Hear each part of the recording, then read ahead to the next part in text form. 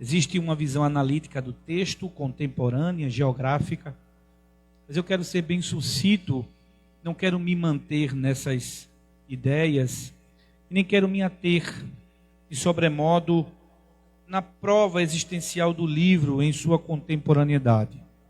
Nós sabemos que o livro de Jó é defendido por algumas pessoas como uma lenda, outros como uma cena de novela, um exemplo. Eu já vi alguém falar que pode ser até uma parábola, mas o livro de Jó, existem provas geográficas como Uz, a terra onde vivia, e na sua contemporaneidade nos dá a entender que Jó, ele está instável nas épocas de Abraão, em meados de Abraão e Isaque. Pelo discorrer histórico, pela agropecuária da época, ou pelas fabricações de tecidos, que já vamos falar um pouco sobre esse poderio que aplicava-se em Jó. Sabemos que Jó é uma história de provação, e Jó virou dizer de muita gente, já vi alguém na igreja dizer: olha, pastor, me desculpe, eu não sou Jó para ter essa paciência. Mas Jó já existe para a gente ter essa paciência. A contramão da história é aplicável à vida daqueles que crer. Pois a Bíblia, ela não é só um livro histórico, ela é de fato um manual de vida para aplicarmos, para sermos guiados de forma legal, de forma amorosa. É interessante que o livro de Jó nos traz uma história vívida de um sofrimento em escalas. Esses sofrimentos que Jó passa nos dá vontade de descorrer até os últimos capítulos, até as lamentações de Jó, as orações de Jó, e todas as suas fases limitadas da sua saúde física, da sua vida no sentido de prosperidade, da sua vida financeira, de suas percas. Realmente é algo impactante. E existem alguns porquês que ficam na linha do mistério quando se fala de Jó. Por exemplo, Deus aceitar a ideia de Satanás, que aparentemente no texto dá a entender que Deus aceitou a ideia de provar, e parece-me que a ideia vem das falas de Satanás. Isso fica rodeado nas linhas de mistério que hoje eu não posso entender e você não pode entender. O fato do relacionamento, ou pelo menos da comprovação que a nós foi revelada em uma sala aonde Satanás entra junto com os anjos a prestar ao Senhor serviços. É magnífico a forma diretiva que o autor que escreveu este livro trouxe, e com eficácia, no meu entender, o que ele traz não é como aconteceu o curso da história. A preocupação é que a história seja aplicada em nossa vida de forma direta, e que possamos ter uma ação em receber essa história.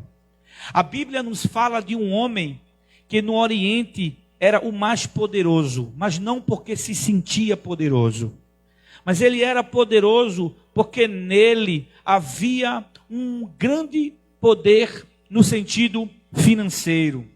Se existia muita coisa para alguém ser naquela época considerado um dos mais ricos, e se tem duas maiores riquezas que vivia nas épocas patriarcais de Abraão, está baseado até nas promessas que Deus fez a ele. Por exemplo, Abraão, muito filho e muita terra.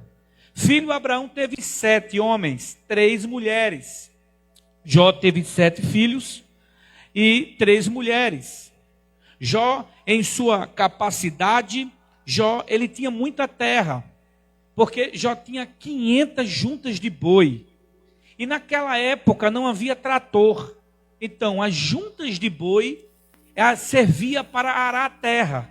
Então, numa numerologia, as juntas de boi é 2 bois em cada junta. Se ele tinha 500 juntas, ele tinha quantos bois? 1000 bois. Então, Jó tinha todo esse poder. Só que a Bíblia descreve algo que traz um testemunho de primeira instância na vida de Jó. Isto está vinculado ao capítulo 1 e o versículo 1. A Bíblia faz jus de Jó e testemunha Jó. Diz que Jó era um homem íntegro, justo e que temia a Deus. 3 adjetivos que marcam, que magnifica o ser chamado Jó. Íntegro. E a palavra íntegro aqui não está se relacionando à integridade. No seu original, a palavra íntegro está se relacionando à integrabilidade.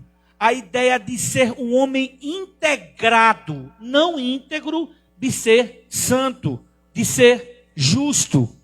A primeira palavra íntegro quer dizer que Jó era integrado nas coisas que ele fazia. Se Jó fabricava cadeiras como essa que você está sentado, ele era tão integrado a fabricar, esse é um exemplo, fabricar cadeiras, que ele não se preocupava só em fabricar, mas ele era tão integrado que ele se preocupava em quem ia sentar, na comodidade de quem ia sentar, no conforto que ia sentar. Isso nos dá a entender que Jó, ao fazer e ao trabalhar em todos os ramos comprovados, em seus trabalhos de renda comprovada, Jó era íntegro em todos os seus funcionários. Jó não se preocupava só em ganhar. Jó também se preocupava em quem estivesse perto dele tivesse uma vida de prosperidade. Quem pode dizer amém nessa noite? Essa integridade que vinha em Jó era uma integridade de estar inteirado naquilo que ele era. E aquilo que a gente pensa de integridade na primeira palavra é aquilo que também aparece na segunda palavra. Porque se na primeira a integridade é ser integrado, a segunda, justo, é o que mostra que ele também, além de ser integrado, ele também era íntegro. E se eu fizesse uma correção desse versículo, eu diria que ele era integrado, íntegro e temente a Deus. Quem está me entendendo aqui, dê uma salva de palmas para esse Jesus poderoso.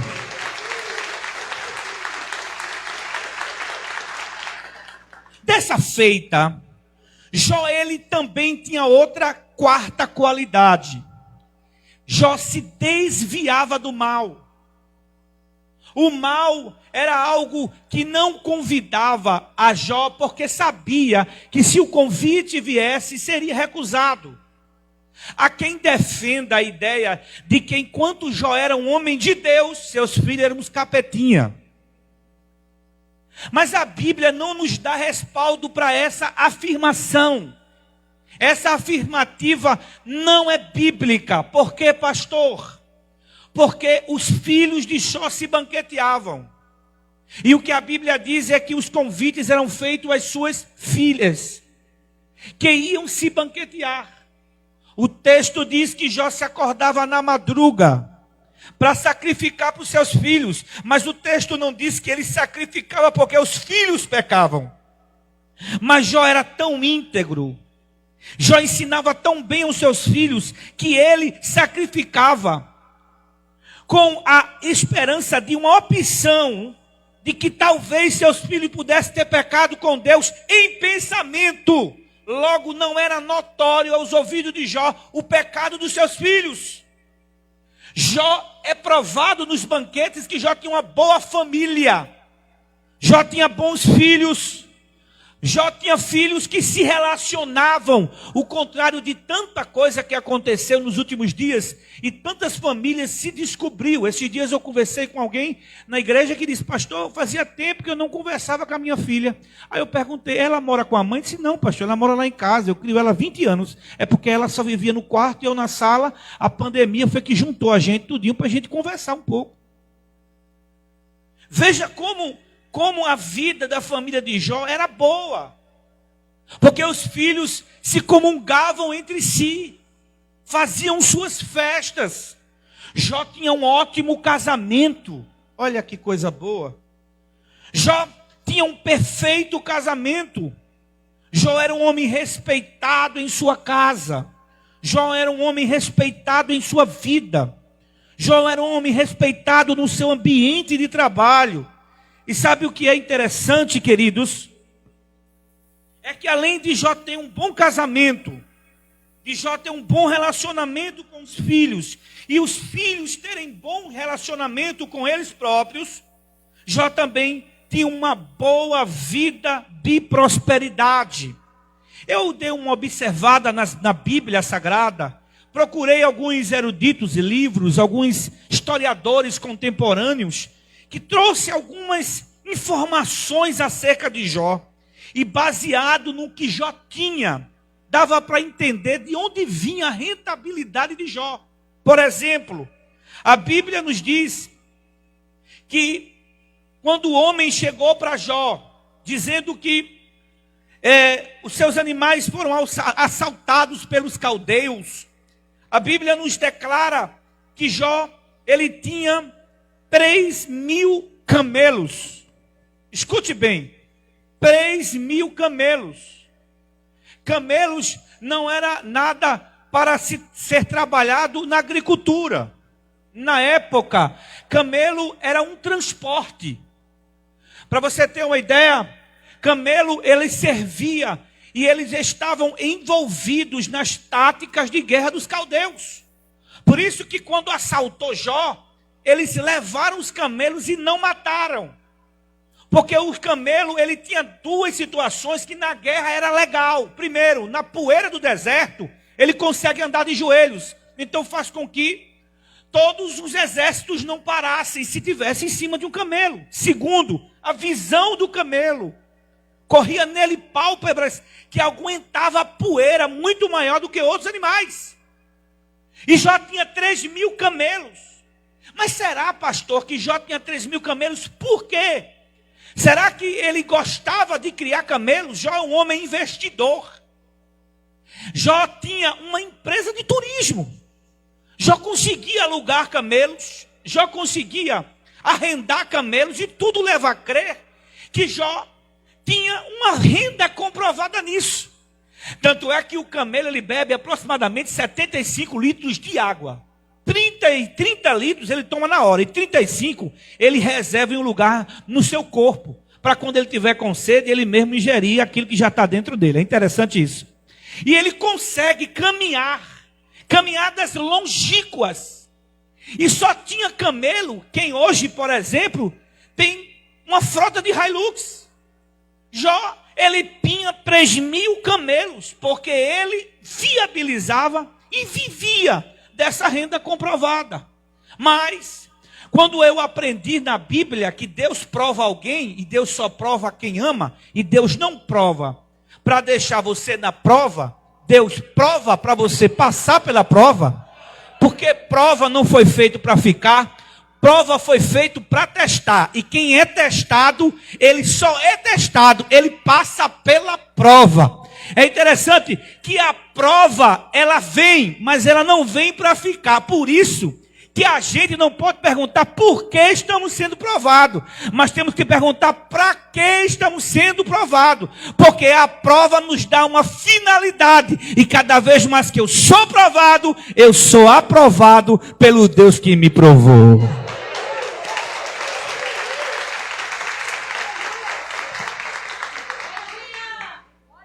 É mexido, eu estou sentindo Deus aqui, viu, irmãos? É mexido nessa ideia de Jó, nessa logística dele, no sentido dessa sua renda comprovada. Segundo, alguém rouba as 500 juntas de boi. Perceba, o texto diz que Jó tinha quantas juntas de boi? O texto não diz que Jó tinha 1.000 bois. Diz que tinha 500 juntas de boi. Porque uma junta de boi, cada junta de boi servia para arar a terra. Então não havia uma agropecuária atualizada como hoje. Se Jó tinha 500 juntas de boi, isso quer dizer que Jó tinha muita terra para poder se esboiarar. Sim ou não? Entenda, então Jó também tinha outra segunda renda. Jó era um agropecuário. Jó trabalhava na ideia da agricultura. Jó tinha terra para isso. Jó tinha junta de boi para isso. Ninguém tem 500 juntas de boi numa época daquela para ficar guardado, engordando, enfeitando.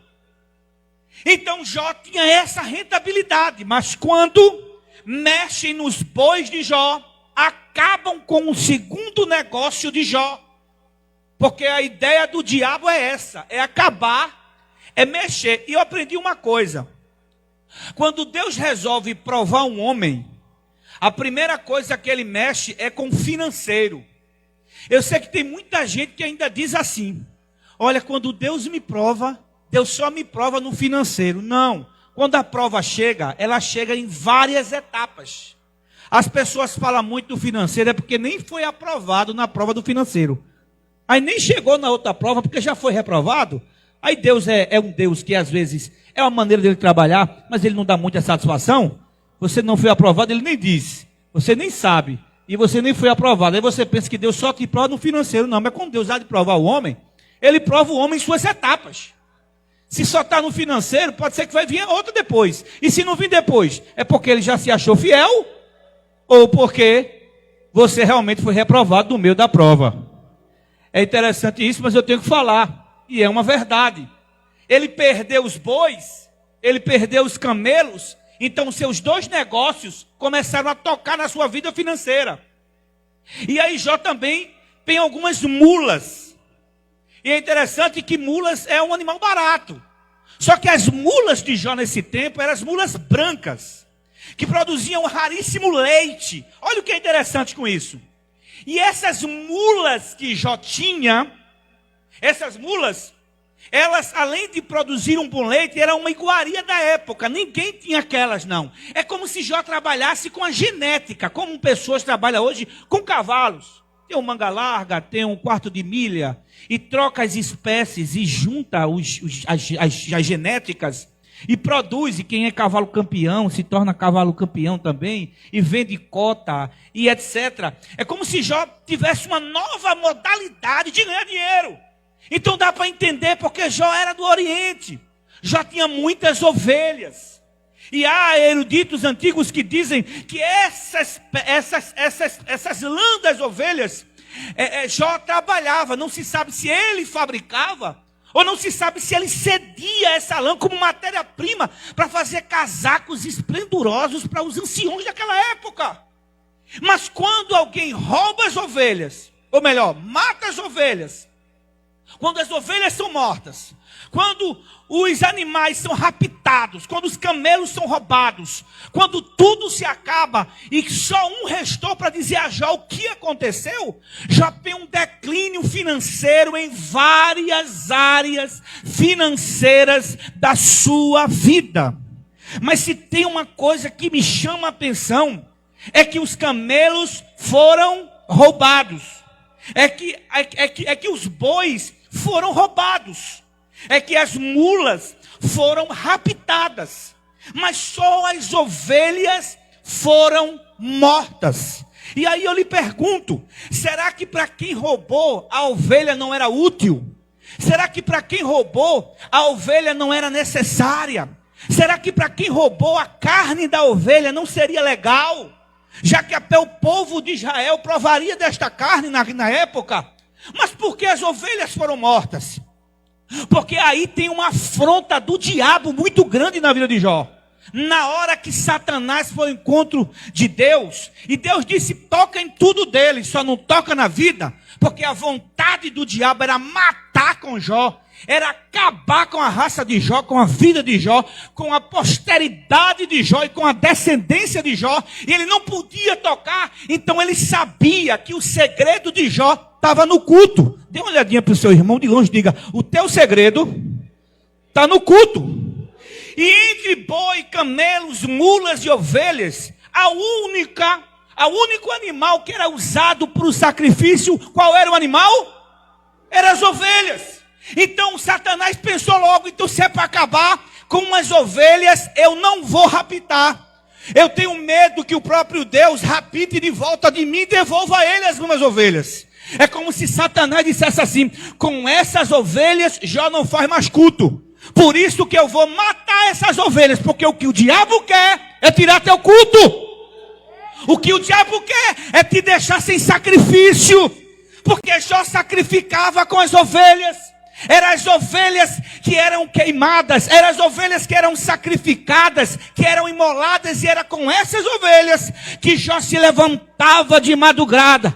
É como se Satanás dissesse assim: eu não posso acabar com ele, eu não posso fazer ele não se levantar de madrugada, mas pelo menos eu vou acabar com as ovelhas que ele sacrifica. Ele quer acabar com o culto, ele quer acabar com o teu culto, ele quer acabar com a tua esperança, ele quer acabar com a tua fé. É a afronta de Satanás contra Jó. Mas uma coisa é certa: ele podia acabar com as ovelhas, podia raptar os camelos, acabar com os negócios de Jó, acabar com a vida de Jó, mas ele não conseguiu acabar com a fé que existia dentro de Jó, num Deus todo-poderoso. Você pode aplaudir ao Senhor Jesus nessa noite? Pode.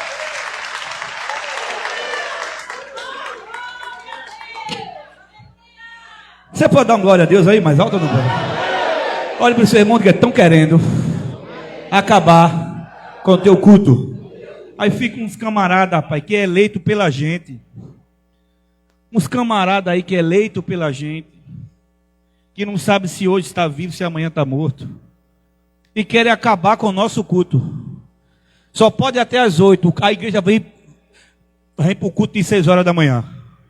E se disser não pode mais à noite, só pode de tarde, a igreja vem de tarde. E se disser não pode mais de tarde, só pode de manhã, a igreja vem de manhã. E se disser não pode mais cultuar, a igreja vai cultuar escondido. Eu vou para a tua casa, eu levo um pandeiro, eu levo uma Bíblia, eu canto hino, mas ninguém para o culto daquele que acredita no Deus Todo-Poderoso. Aplaude de novo. Ninguém acaba com...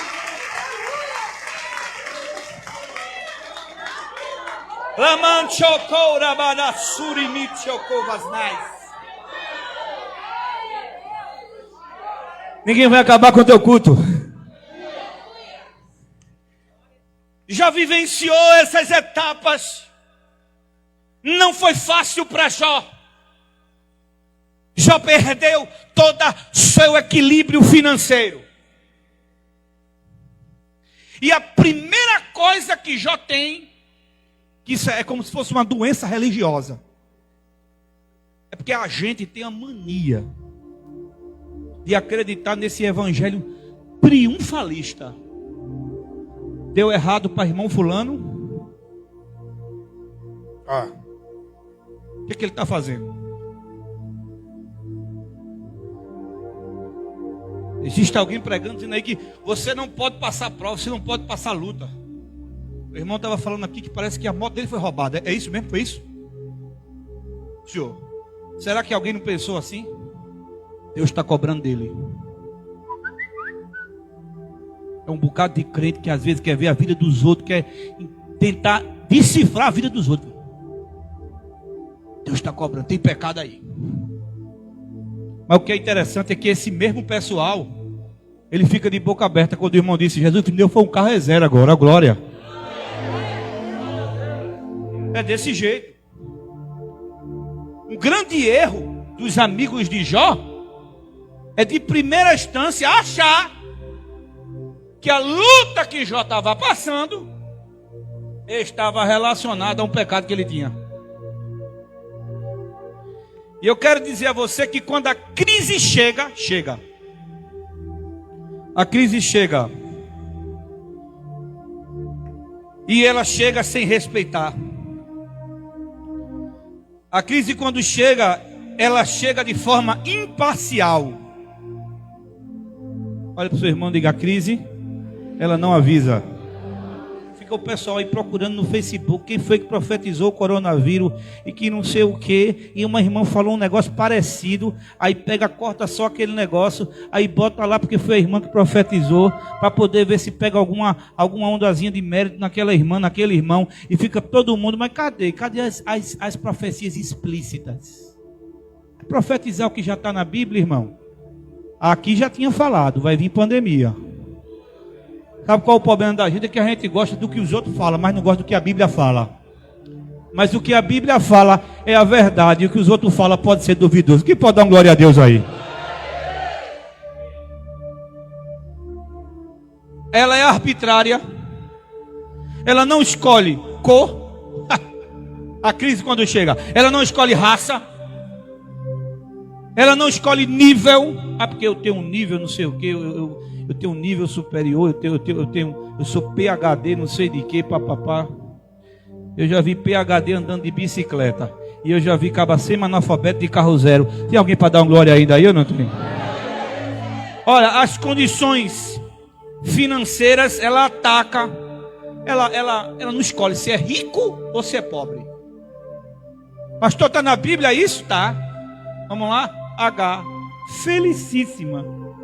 Ismael nasceu, filho de Abraão.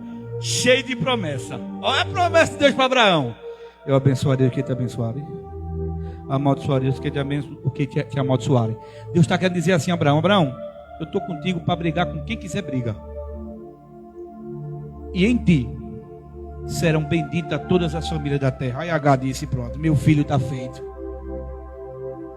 Meu filho está topado. Aí a crise chegou para H. Olha para o seu irmão e diga, Isaac nasceu. Pronto, começou a crise.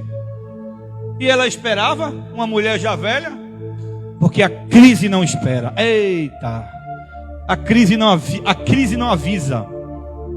Ela só chega, irmão. Bate na porta. Você tem que abrir. E quando você abre, é para a tua melhora. É para o teu sucesso. É para te lapidar. É para tu ter história. É para tu ter unção. É para tu profetizar. É para tu se achar na igreja. É para tu estender a mão para quem precisa. Porque sem crise, o que tu tiver, tu pensa que é teu. Sem crise, o que tu tiver, tu pensa que é teu domínio. Quando o homem passa pela crise, ele entende que ele não é dono de nada. Ele é só mordomo. E quem manda nele é Deus. Quem vai com ele é Deus. Quem orquestra ele é Deus. Por favor, se você acredita nessa palavra, eu sei que aqui é batista, mas é batista do fogo. Levanta a tua mão para o céu e dá 1 minuto de glória e aleluia. Meu Deus! Alamancho, ilabarassuri bicandarabá. É na crise, mas é alegre. Olha, Deus falou com Abraão, querido. Deus prometeu para Abraão. E Abraão animou-se. Mas no meio da espera do cumprimento da promessa, Abraão sentiu fome. E aí? Se Deus fizer, ele é. E se não fizer? Abraão sentiu fome. Para onde ele desceu? Para onde tem comida. Porque, irmão, barriga não escolhe lugar. Barriga não escolhe restaurante. É uma verdade. É desumano. Políticos do tempo atual querendo disciplinar a barriga de quem precisa. Isso não existe. Não vim entrar nesse mérito, mas é impossível não falar nisso. Daí Abraão desceu para o Egito. E a primeira coisa que fizeram, sabe o que foi no Egito? Quando Abraão pensou, passei a crise. É porque a crise chega, às vezes a gente passa na segunda e pensa que na terça vai passar logo. Que tem gente dizendo, vai passar. Mas às vezes a gente tem que conviver um pouquinho com a crise, para aprender o Deus que a gente serve. Abraão estava no Egito e pensou que porque no Egito tinha comida, tinha passado a crise. Aí a crise vem em outros momentos, que a prova é assim, vem em etapas. Olharam para a mulher dele, desejaram a mulher dele. Abraão passou por crises. Pastor, mas Abraão não era rico, era nômade. E Naamã era rico, general, poderoso, homem falado. Mas quando a crise chegou, doeu na pele, meu amigo. Foi através de uma serva e de muita humildade que ele se dobrou do orgulho e desceu de um dos rios mais sujos que havia naquela época. E não foi só um mergulho, ele tinha que balbuciar e os seus lábios tinham que sentir o gosto do rio do Jordão, que era sujo. A crise, quando chega, ela não escolhe local, data, pessoa, poder aquisitivo. Ela chega para disciplinar, ela chega para mostrar que o grande é Deus. Eu encerro minhas palavras, porque o tempo não dá. Queria eu ter mais tempo e outras oportunidades. Mas eu encerro dizendo que Jó, e que a sua fidelidade também trouxe duas grandes etapas de crises na sua vida. E além de ser atingido financeiramente, Jó foi atingido na família. E, irmão, quando tu perde um carro, uma casa é diferente. Mas quando tu perde um filho, diga comigo, ai meu Deus, a coisa é séria. Naquela época não tinha cemitérios públicos e se enterrava os filhos e os parentes na própria casa. Você já pensou um fúnebre de 10 filhos de uma vez só? Sabe, irmãos, as promessas de Deus na vida de um homem de Deus, ele sempre abrange família. Perceba, quem quebra o laço e a aliança são os filhos. Mas se Deus tiver algo com a vida do pai, e se o filho entender e obedecer e cooperar, é posterior. Vem para a sua descendência e para a sua posteridade. Isso é bíblico. Veio para Abraão e renovou-se em Isaque. Diga glória. Veio de Isaque e renovou para Jacó. Veio de Jacó e renovou para José. Foram 12 tribos e todo mundo farrapou. Deus levanta alguém e promete, porque Deus tem negócio com família.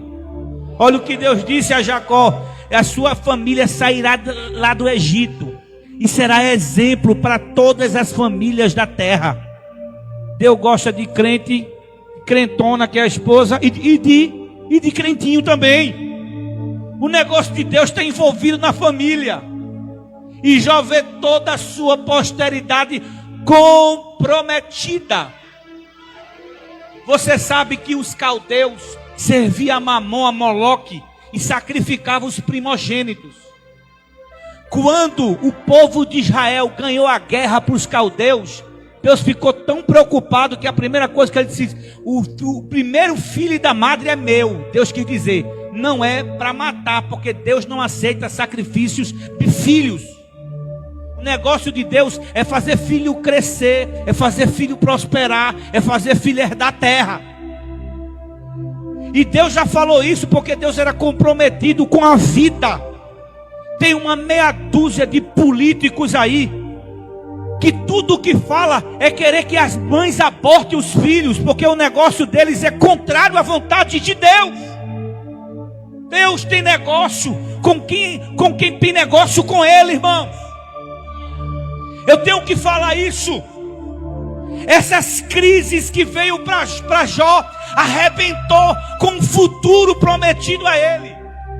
Mas assim como José tinha a mesma fé, José, por exemplo, ele teve todas as razões para blasfemar. José foi vendido, foi dado como morto. José foi vendido como escravo. José foi acusado de estrupador, foi para a cadeia. José na cadeia, Deus foi na vida dele. José passou prova de anos. José pediu para alguém se lembrar dele, mas em nenhum momento José levanta a mão para o céu para reivindicar a Deus, para blasfemar contra Deus, para reclamar contra Deus. Sabe por quê? Porque a fé e a convicção que uma hora Deus ia mudar o cativeiro de José. Era assim a vida de Jó, quando Jó disse assim: prima eu perante uma grande multidão. O desprezo da família me apavore. Eu me calo e não saio da porta. Sabe que porta é essa? É sentido figurado. Jó está falando da porta da casa dele. Porque se a primeira prova para Jó foi difícil, foi atingir a finança dele, a segunda foi a carne dele e a pele dele. Jó teve tumores, furúnculos gigantescos. Lá no capítulo 29, Jó diz que a sua pele ficava seca e acinzentada. O seu hálito era intolerável à sua mulher, e dentro dos seus furúnculos existia um germe que mordia os seus ossos. Quando Jó ia comer, a comida de Jó, porque não tem um tempo, a comida de Jó era amarga, porque na hora que ele comia, ele tanto comia todos os líquidos que saíam dos furúnculos dentro da sua boca, que se misturava com a comida, e já não sabia mais o que era o sabor de comida. Sua mulher pediu para ele amaldiçoar e pediu para ele ir embora de casa.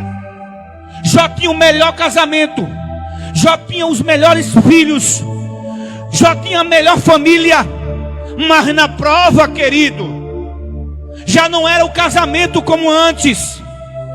Você que é mulher, cuidado para não se enganar. Se o homem está na prova, viva com ele a intensidade do aprendizado com Deus, porque a prova vai passar, e quem te viu chorando vai te ver sorrindo outra vez. Ai meu Deus, eu falei. Você pode levantar a mão e dar glória a Jesus ou não pode? Porque da glória, meu love e meu amor com a geladeira com queijo Regina, com azeitona sem caroço. Mas rapaz, é muito maravilhoso. Olha para o teu irmão e diga: aprende aí, Bi. Não vou me desculpando, eu não estou na minha igreja, às vezes eu fico me confundindo. Que na minha igreja eu falo mesmo. Você sabe quantos comércios estão fechados?